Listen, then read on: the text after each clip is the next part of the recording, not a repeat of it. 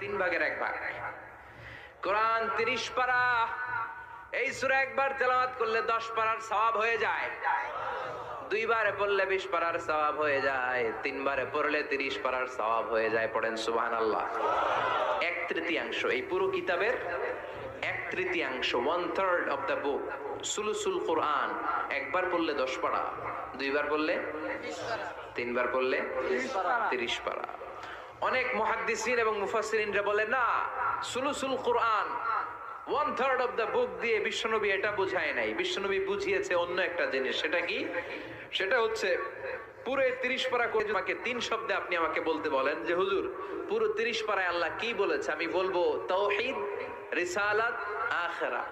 এই 3টা কথা পুরো 30 পারা কোরআনের ভেতরে আল্লাহ তাআলা আমাদেরকে বলেছেন। তাই কোরআনের যে সূরারই তাফসীর আমি করি না কেন, সেখানে হয় তাওহীদ, নয় রিসালাত,